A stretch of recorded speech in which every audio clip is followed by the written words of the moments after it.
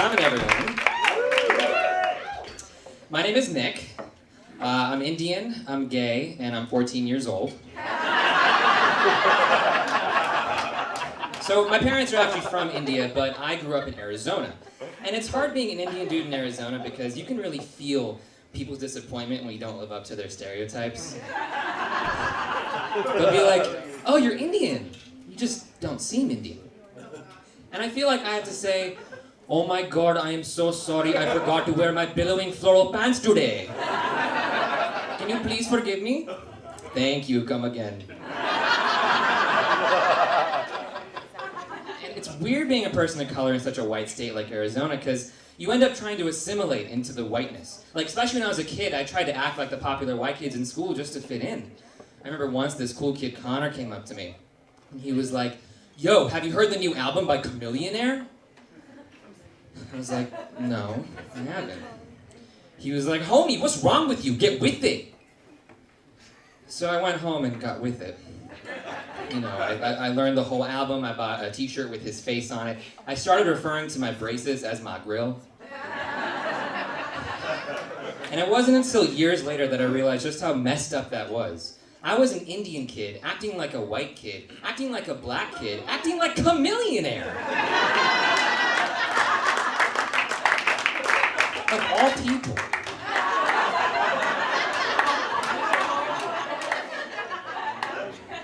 And while I may not be your stereotypical Indian guy, I did have a lot of Indian problems growing up, especially with my parents. You know, like right before I went to college, I went up to my dad, and I was like, Dad, I want to be a writer. And he was like, that's fantastic, Nick, but isn't it pronounced lawyer? No, Dad, I want to write books. Yes, there are many books in law school. I think the hardest expectation to deal with for my parents was their expectation that I would be straight. Coming out to my parents was not easy. When I was 18, I went up to my mom and I was like, Mom, I have something to tell you. I'm gay. And she was like, happy gay or AIDS gay?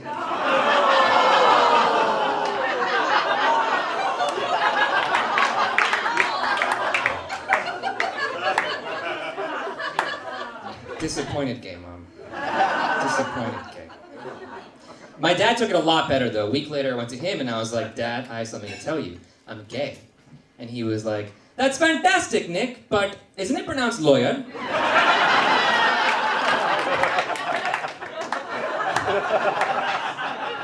There's this tradition in Indian culture where parents arrange their kids' marriages. Like my parents had an arranged marriage, a lot of my relatives had arranged marriages. And I thought the one benefit of coming out to my parents would be that I wouldn't have to deal with that bullshit anymore.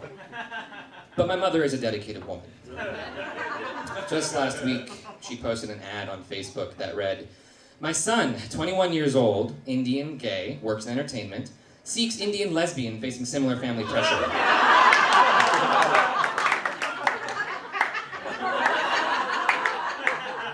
It was a really awkward date. But I love being Indian, but I didn't always feel that way, especially when I was a kid. Once in elementary school, I was having lunch with my friend Samuel, and my mom had packed me a pretty typical lunch. I had 1 container of homemade chicken curry, 1 container of rice, and 1 container of more homemade chicken curry for later. And Samuel's mom had packed him a Lunchable. And he looked at my food and he was like, dude, that's weird. You gotta try the circular meat. And I was sold. Like, I didn't let my mom give me Indian food at school ever again. And around that age, I just started shunning everything Indian. I even swore off Bollywood. Like, I was like, Mom, I don't want to watch those movies anymore. They're dramatic, unrealistic, and campy. Now, please let me finish watching High School Musical.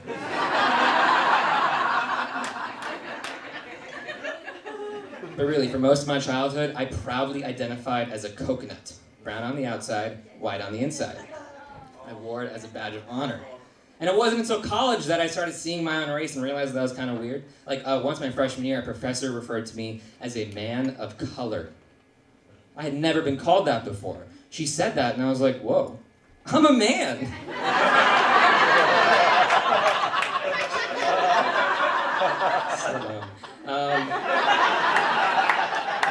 In case you're wondering, I now identify as a fig. brown on the outside, and who the fuck knows what on the inside. I'm really lost. Thank you for letting me talk about race on your night out. Thank you. It's hard talking about race. And sometimes I think it's a little harder talking about race with white people. For example, my boyfriend is white, and a few weeks ago I tried to strike up a casual conversation about white fragility, which is it's a concept that white people can get a little sensitive talking about race. And the moment I said those words, white fragility, he had such a typical white guy response. He got super defensive and he died.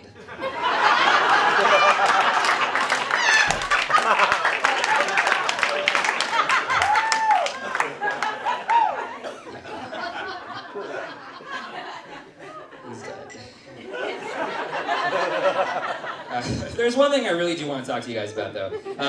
A few weeks ago on the TV show Nightline, they were promoting an interview that they did with Priyanka Chopra, and she's the star of that new show, Quantico.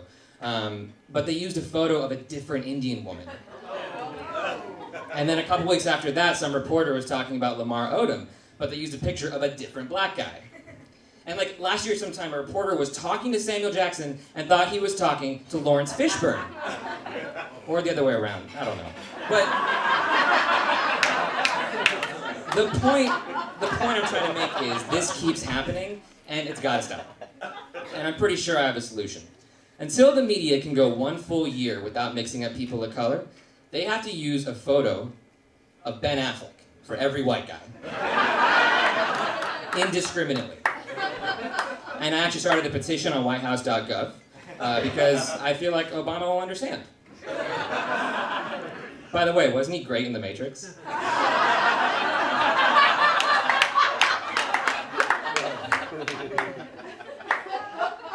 I think one of the weirdest things about race is that sometimes you get racist toward your own race. Like, I was at Walgreens with my sister a few weeks ago, and the guy behind the counter was this Indian dude from India, didn't really speak English.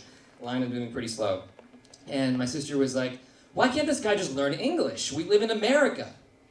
And I was so shocked that she said that. I was like, Shannon, I don't want to deal with your internalized racism right now. Let's just buy our skin bleaching cream and get the fuck out of here. Thanks, guys. My name is Nik Dodani.